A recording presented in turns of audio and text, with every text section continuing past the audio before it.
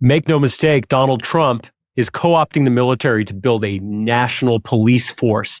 I'm Shant Karnikian. That's Brian Kabateck. This is another installment of Civil Action on the Legal AF Network. If you like this content, hit that subscribe button so you could keep up with us. Today, we're talking about what happens when a president sends federal troops into states, not overseas, not to some other part of the world, not into a war zone, but into our own very cities and states, pretending to try to save them, pretending to try to liberate these cities. We're going to talk about whether this is something he can do or it's just authoritarian theater that the courts have said he can't do. Brian, where do we start with this issue? I think the best place to start with this issue is just a quick discussion of what we talked about before, which is the Posse Comitatus Act of the 1870s. This is a post-Civil War law that was enacted to make sure that the military of the United States in any capacity does not turn on its own citizens. That's simple and that's straightforward. There are exceptions. The one exception that I can think of off the top of my head is for insurrection. Insurrection. Thank you very much. Like something that happened on January 6th. Correct. Yeah. Or somebody trying to violently overthrow the United States government. Now, we know that people protesting in a city don't qualify for either of those. That's just people exercising their rights to protest. If they get violent, that's a crime. And there's nothing wrong with the state asking for its own National Guard, the governor of the state asking for governors its own can do Guard that. to come in, right, to act in that capacity.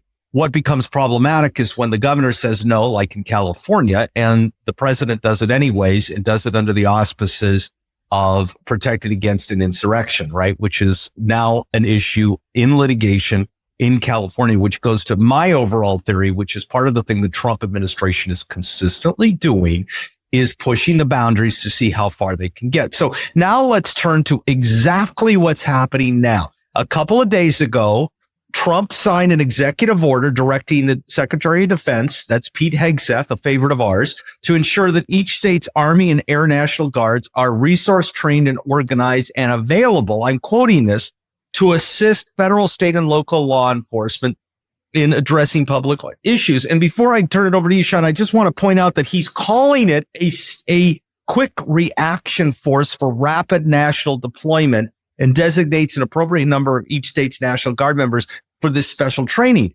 even if the governors in the states object. Now, this is the theory that he is building anything, you can call it anything you want, but it is a Trump police force, a Trump military that he wants to put into place, particularly in the blue states and blue cities, to exercise his will. Pause, full stop, take it over, Shant. You can't do that. You cannot do that. That violates the Posse Comitatus Act. He cannot do that. Pause, full stop. You can't do this. I don't care what your justification is. I mean, obviously, if it's those exceptions, I'm trying to think of historically when this has happened. I think Eisenhower did it to enforce desegregation orders. I think Johnson did it during civil rights unrest and riots. H.W. Bush did it during the Rodney King riots here in L.A. These have always sort of been on the edge of controversy, But I want to interrupt you on what happened in Los Angeles because we live here. And that's because the governor at the time, Pete Wilson, asked for it. Right. That's true. Absolutely. Yeah, that's absolutely right. It's always in that context.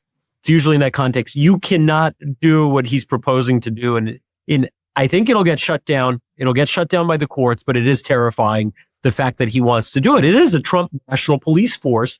And he wants to do it to stamp out, speech and political protests, probably. I mean, that's why he's doing it. What he's now done is he's threatening. So this doesn't actually happen. He's threatened to do it in Chicago, Baltimore, and New York. Now, the Baltimore one is, borderline humorous because the governor there asked him to come and tour Baltimore and see, how much change has happened in Baltimore. And as a result of that, he came up with this threat that he's going to send in troops into these three cities because it's out of control crime.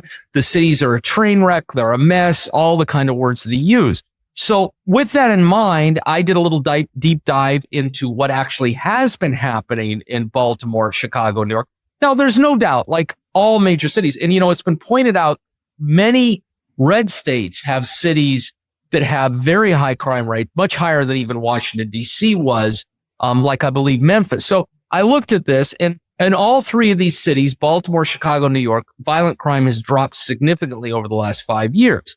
I mean, it's still violent crime, and no violent crime is acceptable, but right, it's Baltimore has dropped significantly.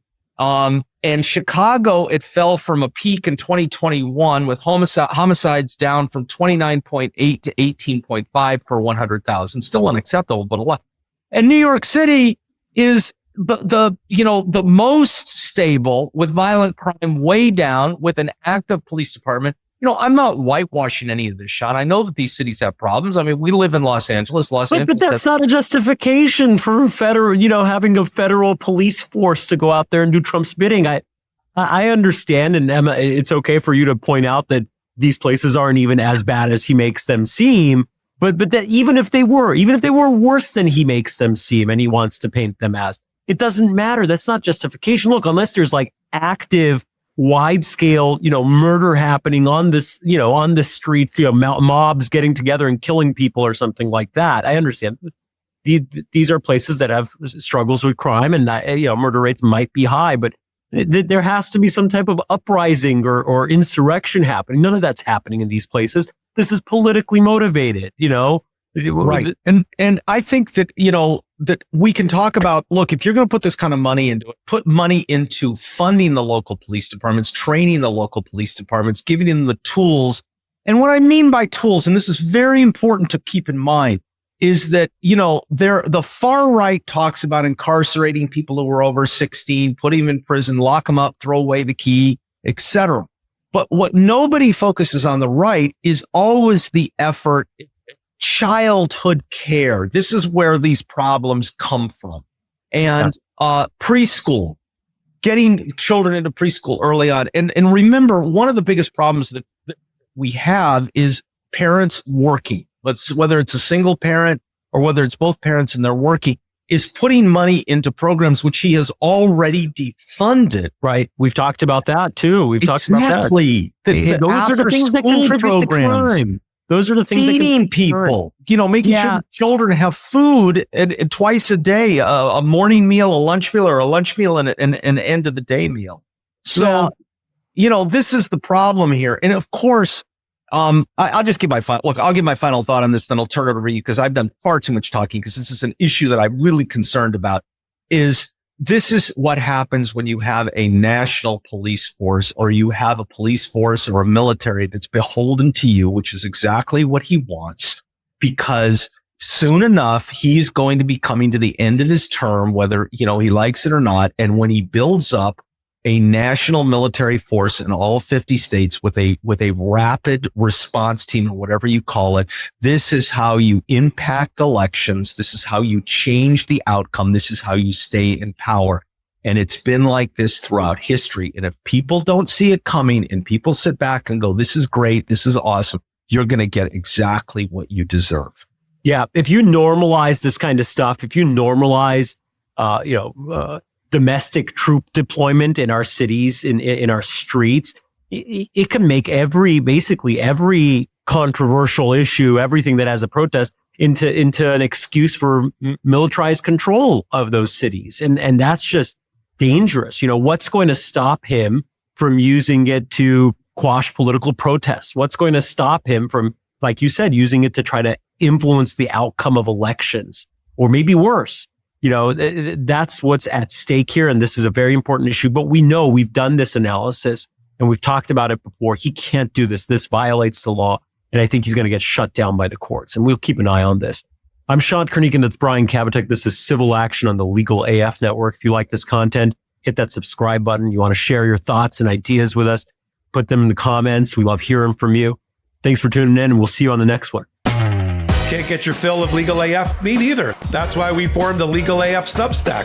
Every time we mention something in a hot take, whether it's a court filing or a oral argument, come over to the Substack. You'll find the court filing and the oral argument there, including a daily roundup that I do called, wait for it, Morning AF. What else? All the other contributors from Legal AF are there as well. We got some new reporting. We got interviews. We got ad-free versions of the podcast and hot takes. Where?